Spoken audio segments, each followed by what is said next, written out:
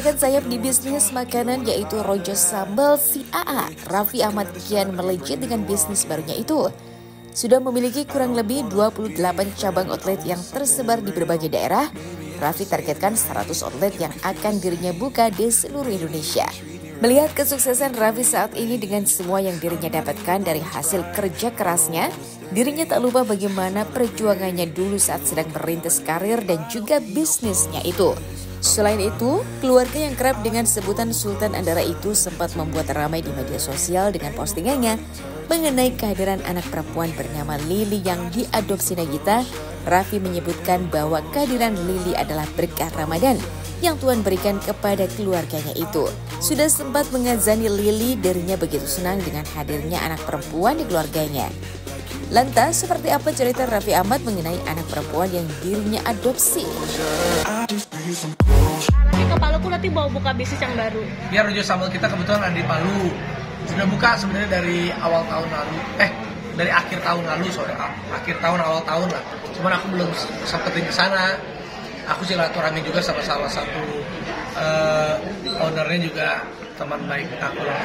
Ini cabang keberapa sama Pak Haji? Pak Haji ini investor pertamanya beliau. Jadi dulu waktu buka di Andara nih beliau pertama. Jadi kita terima kasih sama Pak Haji dan belajar banyak lah dari Pak Haji ini. Aku pengen suatu hari ini kayak Pak Haji Susilo nih punya rumah Al-Quran, punya pesantren ini banyak banget. Punya pesantren, punya rumah Al-Quran dari Sabang sampai Merauke, bayangin. Aku aja belum punya. Pak Haji alasan juga ya Pak Haji ya? Pak Haji, alasan Pak Haji mau bekerja sama dengan Raffi seperti apa sih Pak Haji? Ya, karena sama-sama mengerti kerja sama jadi enak. Karena mulai kecil udah sama-sama anak saya. Oh, memang deket. Udah mulai kecil. Aku dari kecil dulu umur 17-18 tahun ini udah kaya raya beliau ini. Kita dulu masih diajak-ajak ini, diajak-ajak kampanye jangan dulu. Pak Haji ayo Raffi dibayar segini ikut Pak Haji. Wah dulu zaman saya masih dulu ya puter-puter sama beliau. Pak, artinya kedekatannya memang sudah deket banget ya? Ya kebetulan anaknya Pak Haji yang pertama juga namanya Mas Kiki itu sahabatnya aku baik juga. Jadi kita udah kenal lama juga. Pak Haji lihat kesuksesan. Berapa cabang Pak Haji ke depannya? Banyak-banyaknya. Wah, Pak Haji ini kalau beliau ini udah cabang di dunianya nggak usah terlalu banyak. Penting katanya cabang di akhiratnya. Yang penting kan kayak gini-gini. Di Pak Haji ini bayanginnya ini gedungnya punya dia, di depan tanahnya punya beliau. Di sini jadi yang penting ada tempat untuk bisa mempekerjakan banyak orang. Yang penting usahanya berkah, mau 1.000, mau 100.000, mau 1 juta, yang penting. Dari dulu dibawa-bawa sama Pak Haji, sekarang alhamdulillah udah sukses gitu Pak Haji. Ya biasa aja. Dari dulu modelnya juga begini, nggak ada berubah. Gimana Pak Haji emang modelnya? Ya mesti seperti begini. Ini udah mulai jenggotan. Ada kenangan gak sih Pak Haji sama Raffi waktu dulu? Ya kenaannya sama aja. Makanya juga sama. Pak Haji hebat ya, beliau tuh hebat. Dulu aku masih mobilnya Visto, beliau ini udah Jaguar. Jaguarnya banyak. Tapi ya hebat nih, sederhana, tetap begini ya. Mudah-mudahan aku panjang umur juga nih kayak Pak. Raffi posting Lili, bayi Lili itu ya. Siapa sih Raffi mungkin kalau boleh Nanti tahu? Lili kita ceritainnya nanti aja. Biar si Lili itu ini Pak Haji, ini ada bayi. Nanti kita ceritain dulu lah. Nanti kalau habis Lebaran nanti kita ini. Tetapi Project atau Bukan project Ustaz. endorse buat dia? Bukan. Nanti kita ceritain habis Lebaran. ada yang bilang diangkat gitu sama bisa Ya, di yayasan pokoknya gitu yang penting Raffi. niatnya baik aja. Yang penting niatnya baik. Mudah-mudahan Lili namanya juga kita kasih nama. Kemarin aku yang azanin juga. Tapi ya mudah-mudahan bisa baiklah nasibnya. Sebutnya Lili lah. Gitu. Ketemunya kapan Raffi? Nanti kita cerita. Nah, mungkin Aja sendiri kan ngelihatnya kan Ya, nanti kita protek ceritain. banget Ajanya. Sedikit kamu masih Ya. dikait-kaitan dengan yang sekarang kan 271 triliun Ya itu kalau aku dikait-kaitan dulu pencucian uang begini ya, namanya juga itu berita-berita hoax, nanti hilang sendirilah. Capek juga kita kalau. Iya, capeknya sebenarnya maksudnya kamu kan bekerja dengan baik gitu, tapi kamu selalu dikait-kaitin gitu. Ya kita sabar-sabar aja lah kalau di berita-berita gitu. Aku tuh malas klarifikasi, penting kan nanti kalau misalnya tidak terbukti kan hilang sendiri. Tapi kadang kalau yang waktu terakhir itu kayak apa ya, kalau udah keterlaluan biasanya aku udah ada Bang Hotman waktu itu, ayo mau dibantu nggak? Kita klarifikasi. kalau tidak benar ceritanya, tidak benar beritanya, ya bang bantu klarifikasi.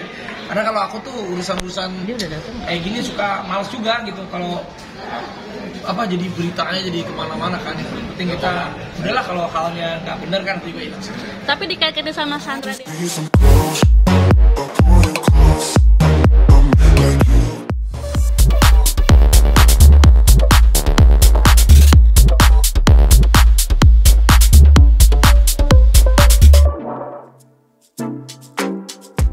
Wanita yang dikenal karena tingkah lucu dan spontannya saat sedang melakukan live di Instagram membuat pemilik nama lengkap Cynthia Corla Priscilia itu memiliki banyak idola dengan karirnya yang semakin melambung tinggi. Lama tinggal di Jerman, kini dirinya kembali ke Indonesia untuk merayakan momen Lebaran bersama dengan keluarganya.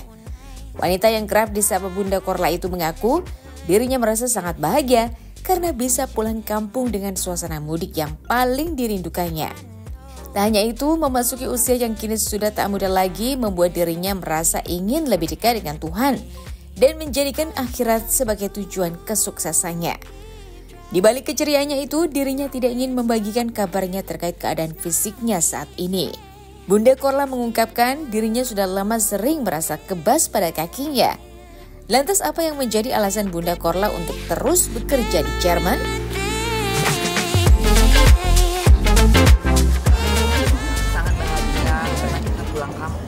Bunda memanfaatkan banget waktu mudik dan juga Bunda ambil cutinya pas mudik gitu. Jadi memang udah mungkin tahun depan juga pas mudik, karena cuma suasana mudik itu yang paling enak buat Bunda.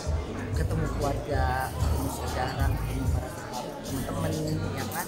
Dan juga kayaknya suasana Lebaran itu kan memang suasana yang gimana ya, kayak kita harus pulang lihat keluarga, kita harus ngerapiin rumah, bagi-bagi THR gitu kan. Itu kan sangat setahun sekali gitu. Nanya apa lagi? Dari keluarga Bunda kayak apa sih? Oh iya, jadi kita ceritanya kan karena kita nggak bisa kemana-mana itu kan, waktu Bunda live itu kan memang banyak yang nawarin Bunda pergi ke sini, ke sono, ke sini. Bunda juga mau di dalam gua, tapi kan posisi Bunda bilang kita nggak punya mobil, kita nggak punya tukang supir, jadi kita nggak bisa. Bunda ada yang bilang Bunda ayo dong ke Sibolga, ke Sarang, ke Brandan, kemana, ke Brastagi, ke Ratu Prapat. Itu kan tempat-tempat wisata yang harus kita kunjungi pada hari Lebaran, tapi nggak bisa akhirnya. Jadi Bunda buat ide, kebetulan keponakan pengen mandi, yuk kita mandi yuk gitu. Nah pertama kita berpikir kita mau mandi di kolam renang umum gitu kan, tapi keponakan Bunda mikir, Bunda itu kan udah terkenal dari pelosok ke pelosok, dari sekota Medan, bahkan udah sampai dari Sabang sampai Merauke, dari manapun. Yang ditakutkan kalau Bunda ke kolam renang umum, keponakan Bunda yang kasihan gitu loh. Kalau Bunda sih oke aja, tapi kan mereka kayak belum belum biasa, takutnya nanti mereka nggak bisa berenang. Akhirnya kita coba di hotel, kita lihat di online, oh ternyata hotelnya bagus gitu. Akhirnya Bunda kita coba deh di sini, ternyata emang lumayan bagus dan enak, jadi keponakan juga senang gitu. Kita 2 hari, tadinya memang nggak ada kamar, akhirnya karena Bunda Corla dia juga berkamar. Akhirnya kita dapat kamar yang lebih gede, bener. Dari matahari. Ya karena kan kadang-kadang Bunda ini kan kalau misalnya kan orang nggak ada yang tahu kalau Bunda dari kalau dilihat itu kan Bunda selalu ceria. Kadang-kadang pas ini juga kaki kan masih ini kram gitu, kayak dipegang itu kayak nggak ada rasa, itu udah hampir 10 tahun. Karena Bunda nggak ngecek, Bunda nggak berani, Bunda tuh paling takut dengan kabar sakit pada diri Bunda. Mendingan Bunda nggak tahu, kalau Bunda tahu Bunda jadi berpikir.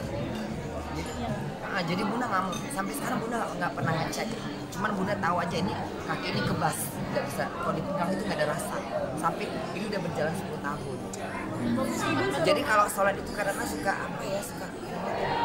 ya makanya kalau Bunda lagi sembahyang itu yang paling penting adalah berdoa keselamatan dunia dan akhirat, itu aja yang Bunda harapkan. Karena kalau rezeki biar Allah yang kasih, kesehatan itu biar Allah yang tentuin, umur itu Allah yang punya. Bunda hanya berusaha untuk setiap sholat yang penting adalah keselamatan dunia dan akhirat, keselamatan di padang mahsyar, keselamatan di dalam kubur. Itulah kesuksesan kita. Jadi kesuksesan dunia itu kita kita capai, tapi kita nggak tahu kesusahan akhirat. Karena orang yang beriman, orang yang percaya pada Tuhannya, dia berharap kesuksesan adalah di akhirat. Karena kalau ketika kita di dunia kita kaya, banyak duit, kita bisa beli apa aja, tapi di akhirat kita jadi kayak tersiksa, masuk neraka. Itu nggak kita inginkan gitu. Kita nggak usah berhayal yang neraka, kita udah nggak sanggup, Bunda tuh udah nggak sanggup. Karena kita percaya bahwa neraka itu sangat pedih sekali. Jadi kita jangan berharap. Jadi Bunda tuh sedih aja kalau lagi sakit, lagi senang, udah mikirnya misalnya Bunda mati gitu. Gimana gitu. Maksudnya apakah di Medan, apakah di Jerman gitu. Karena Bunda masih senang hidup di Jerman. Bunda nggak peduli dengan semua ini yang Bunda dapat ketika di Indonesia, tapi Bunda tetap bertahan di Jerman. Jauh itu Bunda mikirnya sampai akhirnya pikir udah nggak ada, sampai nggak ada gitu. Dia kan usianya udah 50. Jadi ya usia 50 itu adalah usia yang gimana ya, Nabi Muhammad aja kalau masa diangkat sebagai Nabi usia berapa?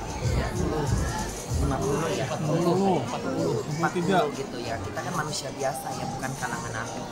Jadi dengan usia 50 itu kan sebagai manusia biasa yang banyak dosa, kita kayak udah di situ Bunda udah mendapatkan kematangan, Bunda udah berusaha mencapai, Allah udah kasih hidayah buat Bunda, walaupun Bunda nggak merasa orang yang paling sempurna dalam ibadah, masih banyak kekurangan dari sholatnya, dari zakatnya, dari sedekahnya, dari berbuat baik sama orang. Bunda nggak mau niatnya mengusik orang, biarlah orang menyentuh atau mengusik Bunda, memfitnah segala macam. Bunda tetap berdiri pada posisi Bunda. Bunda ingin berbuat baik pada siapapun, tidak mengganggu siapapun, menghibur anak-anak Bunda yang lagi stres dengan live Bunda. Itu aja. Bun, tadi kan bilang yang terberat apa sih Bun? Nggak mau bekerja di Indonesia gitu, lebih memilih untuk karirnya di Jerman aja gitu. Di Jerman tuh pertama bukan hanya karena kerjaan, tetapi lebih aman, tentram, nyaman.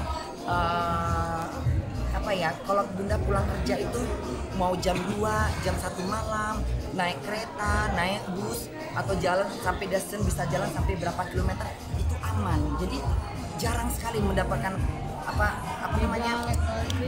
kejahatan yang orang lakukan di pinggir jalan, misalnya apapun nggak ada. Jadi Bunda nyaman gitu loh. Aku sangat terpercaya gitu, karena di sana nggak terlalu banyak pengangguran pun dibiayain. Jadi mengurangi pengangguran yang melakukan kriminal gitu.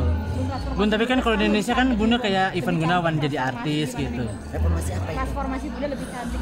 Iya, banyak yang bilang ya bahagia sih dengan perubahan wajah. Karena kan Bunda kemarin udah kan ada yang bilang, Bun kamu itu kayak gigi, misalnya Bunda gigi kamu tuh sepertinya harus diginiin. Karena kalau tadinya Bunda kan nggak mau, tapi kenapa pikir memang sebelum Bunda jadi ini memang Bunda udah punya rencana ingin menarik wajah memang untuk lelaki, bukan untuk dilihat orang, untuk lelaki. Dan gigi juga tuh lelaki. Akhirnya ada yang bilang, Bun kalau lagi foto-foto kan mendingan pasang gigi.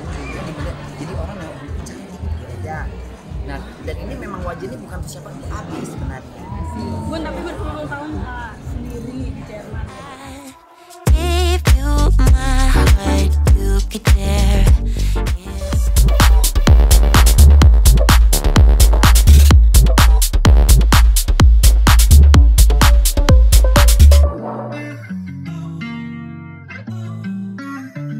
Presenter sekaligus desainer ternama Ivan Gunawan dalam waktu dekat ini akan pergi ke Uganda, Afrika Timur untuk meresmikan masjid yang ia bangun di sana.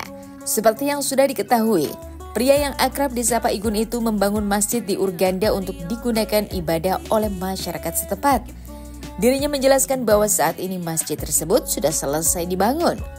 Masyarakat setempat pun juga sudah menggunakan masjid tersebut untuk beribadah. Tak main-main, artis berusia 42 tahun itu akan menempuh perjalanan lama hingga sampai ke tempat tujuan di Uganda. Dari Jakarta terbang ke Dubai lalu kemudian ke Entebbe, kota Uganda. Dari situ Ivan akan menempuh perjalanan darat selama 10 jam untuk sampai ke masjid yang dibangunnya itu. Lantas seperti apa persiapan Ivan Gunawan untuk perjalanan panjangnya tersebut? Juga aku akan berangkat ke Uganda tanggal 20. Insya Allah akan berangkat ke Uganda, transit di Dubai. Dari Dubai flight 5 jam sampai ke nama nama ibu kotanya TB ya, aku lupa. Terus begitu aku masih ada perjalanan darat lagi 10 jam naik mobil menuju ke masjid aku. Insya Allah kita rencananya nanti di sana mau peresmian masjid, kita mau potong sapi. Jadi aku siapin 2 sapi untuk keluarga untuk kita makan sama-sama di sana.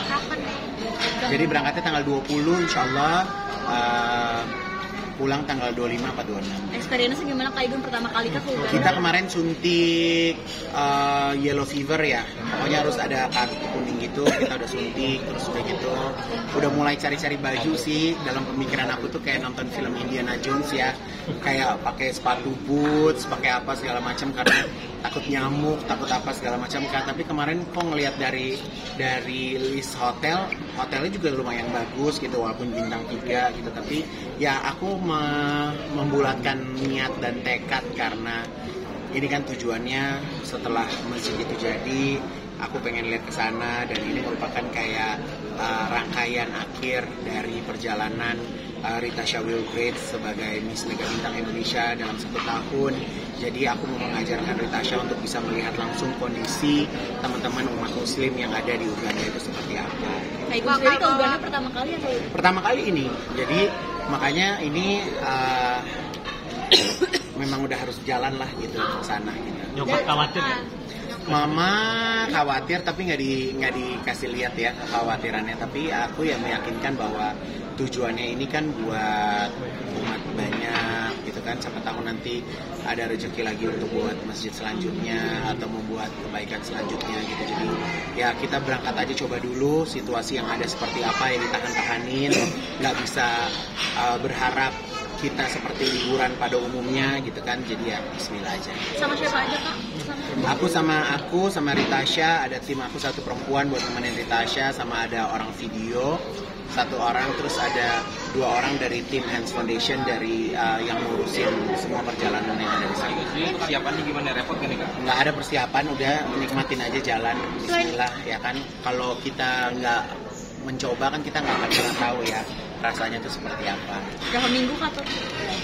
Beberapa hari, karena kan aku pulang langsung acara Miss Mega Bintang Indonesia. Saya bawa lukisan sama kaligrafi. Masjidnya udah jadi, udah dipakai, kemarin udah dipakai terawih, udah dipakai sholat Idul Fitri gitu. Memang ya belum diresmiin aja sih. Bawa lukisan sama kaligrafi. Iya, jadi aku dibuatkan kaligrafi sama sahabat aku Mbak Susan Emir. Jadi ada 2 kaligrafi yang aku bawa karena kan sekarang masjidnya tuh masih sepi gitu. Dan masjid itu tuh aku nggak menyarankan untuk ditaruh karpet sebenarnya, karena kan aku nggak tahu ya di sana seperti apa gitu kan. Jadi ya supaya awet bersih terus, akhirnya aku memutuskan untuk tidak ada karpetnya sih, tapi aku mau kaligrafi. Tulisan apa kayak itu kaligrafinya? Seperti biasa kayak kalau di masjid ya Muhammad sama Allah ya. Itu Kak, aku nggak mau bahas itu ya, karena buat aku itu sebagai satu musibah yang tidak seharusnya terjadi. Itu aja sih, jadi aku sangat menyesalkan semuanya. Ya. Tapi sudah berkomunikasi dengan di hubungan Kak Niku kemarin komentar di statusnya. Oh ya, aku kan komen-komen aja. Supportnya Kak Igun Iya kan ada. Emang Niku kenapa? Putus. Katanya Mbak. Terduga habis. Oh ya, aku kan belum tahu ceritanya seperti apa. Kak Igun, Dedi udah juga komen. Ya kan kalau namanya sahabat kan pasti juga ikut berkomentar. Ya tapi yang jelas adalah aku seneng banget teman-teman media sayang sama aku, bisa tahu mana yang harus diposting dan mana enggak gitu. Tapi kalau aku memahami itu semuanya bahwa harus lebih berhati-hati lagi dalam circle pergaulan. Sekarang semua orang itu pada gila-gila FYP, pada pengen terkenal, pengen banyak viewers, terkadang malah jadi merugiin orang lain kan. Jadi ya memang harus semakin berhati-hati. Itu aja. I'm a bit too busy, serving on smiles, having me a real good time.